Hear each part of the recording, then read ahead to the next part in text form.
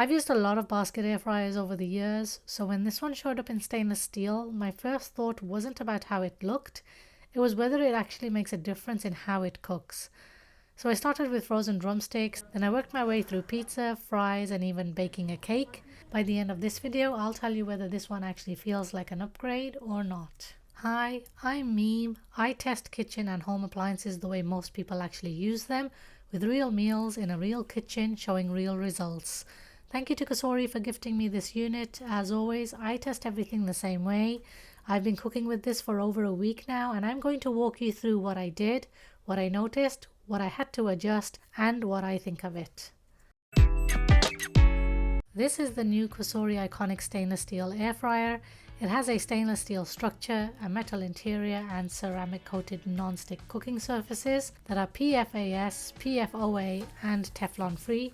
It has a 6.5 quarter basket, which is ideal for 3 to 5 people. It also comes with a 5-year limited warranty, which adds reassurance if you are thinking long term. My first impression out of the box was that it feels solid.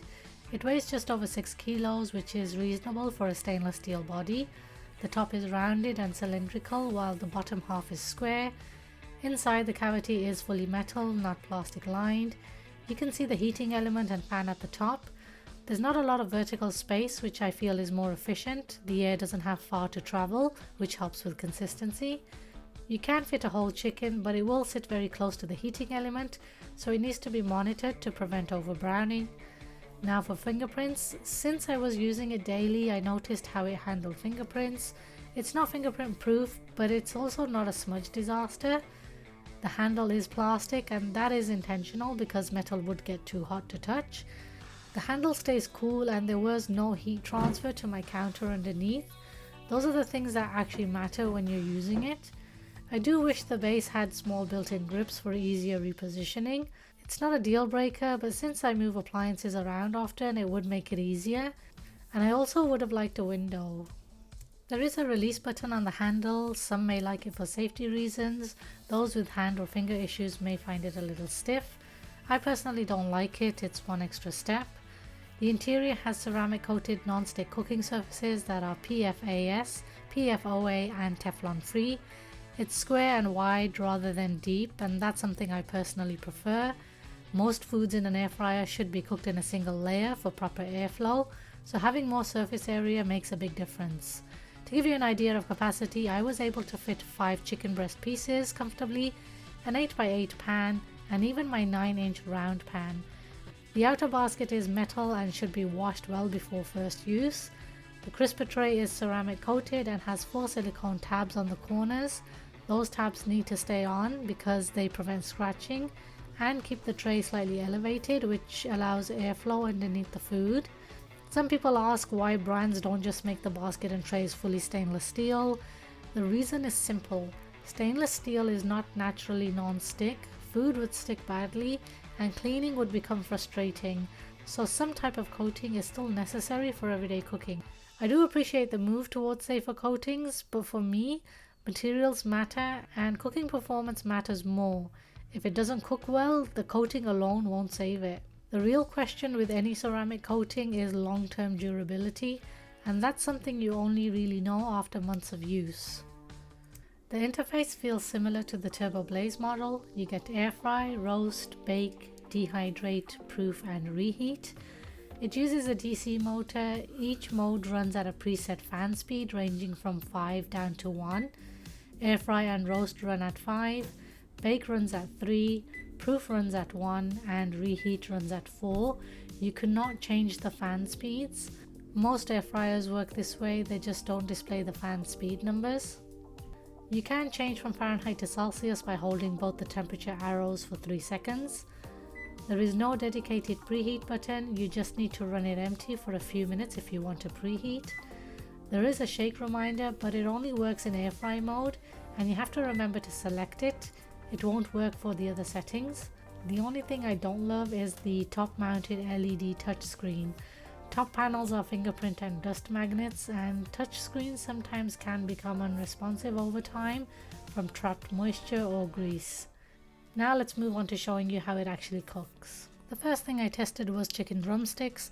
These were completely frozen when I put them in. I set it to air fry mode at 400 degrees Fahrenheit for 20 minutes and flipped them part way so both sides could brown evenly. I wanted to see two things right away: capacity and crisping. I fit 6 large coated drumsticks comfortably in a single layer. If these were uncoated, I could easily fit 8. The wider basket gives you more cooking surface, so you are doing fewer batches. This is where the design actually shows up in real cooking. They came out crispy on the outside with a deep golden brown color. The coating stayed intact and did not go soggy underneath. And because they started frozen, that told me the airflow and heat were doing their job properly. The texture was crisp without being greasy, which for me is the whole point of using an air fryer in the first place. Frozen fries at 450 degrees Fahrenheit worked really well. Higher heat pulls moisture out faster, which helps with crisping. I cooked them for 12 minutes and then added about 3 more minutes because I slightly overcrowded the basket. They came out crisp and evenly browned after shaking them a couple of times. I didn't bother to preheat first. I find it makes no difference with frozen foods. I tested proof mode using a 9-inch round steel bowl, placing it directly in the basket instead of higher up on the tray. I used the preset temperature of 90 degrees Fahrenheit but reduced the time to 30 minutes, and it ran almost silently because it uses a very low fan speed. After 30 minutes I left the dough inside with the unit off to let it rise more, and it worked well. Later I used that dough to make homemade pizzas. Placing the dough on the tray and without preheating the unit, cook the first side on air fry mode for around 7 minutes at 390 degrees Fahrenheit, then flipped it, added my toppings, then cooked it for another 7 more minutes. Air fry mode cooks it faster compared to bake, so you have to keep an eye on it, and using this mode also gives a crispy crust while leaving the center fluffy. That wide shallow basket really works well here. It delivers the perfect amount of airflow around your food. I was curious to see how well this design can handle food that needs space to rise, so I baked a banana walnut cake. Since there's no preheat function, I ran the unit empty for about 5 minutes first at 325 degrees Fahrenheit before placing my 8x8 foil pan onto the crisper tray to allow some air to get underneath. After 30 minutes, the center was still wet, but because the top was browning, I covered it with foil and baked it for another 15 minutes. The lower airflow using fan speed 3 in bake mode definitely helped here. It didn't dry the cake out. And even though the interior isn't very tall, the reduced vertical space thankfully wasn't an issue for my cake. As long as I kept an eye on it and covered it when needed, it worked out well. This air fryer is rated at 1725 watts. In my testing, the highest draw I saw was around 1603 watts. Running it for 10 to 12 minutes costs roughly 2 cents. Air fryers are short use appliances. Even at higher wattage, you're typically running them for 10 to 20 minutes, so compared to a full-size oven, they're still very efficient. Noise levels hovered between 60 and about 65 decibels. Proof mode was almost silent, just a low hum. Bake mode is noticeably quieter than air fry mode.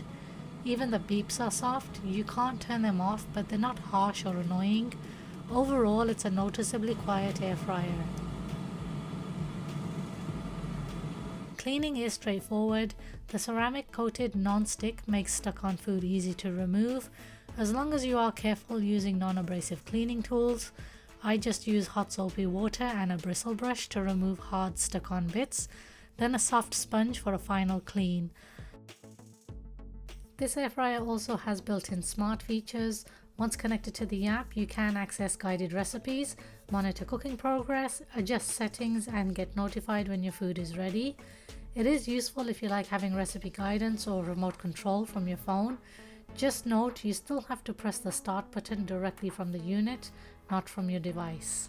So after cooking with this for over a week, here's what I think of the Cosori Iconic air fryer. From a cooking standpoint, it performs very similarly to the Turbo Blaze. It feels controlled, not aggressive, consistent. What changes here is the build and materials. I was worried that the stainless steel body would get hot. The top of the air fryer gets hot where the heating element is. The rest of the unit not so much unless you use it for longer periods at the highest temperature. Honestly, that's normal for all air fryers I've tested. I like that it covers pretty much everything I'd normally use it for: air fry, bake, proofing dough, even dehydrate. So I see this as a materials forward version of a model that already performs well. If you are looking at this one, I'd ask yourself what matters more to you, the reassurance of the build or the cooking results themselves. If materials matter to you, stainless steel exterior, metal interior, ceramic coating and a longer warranty, then this makes sense. If you are expecting a big shift in how it cooks, you won't see that. If you're happy with something simpler or more budget friendly, you're not giving up cooking quality. I am going to keep using it. If anything changes over time, especially with the coating, I will update you.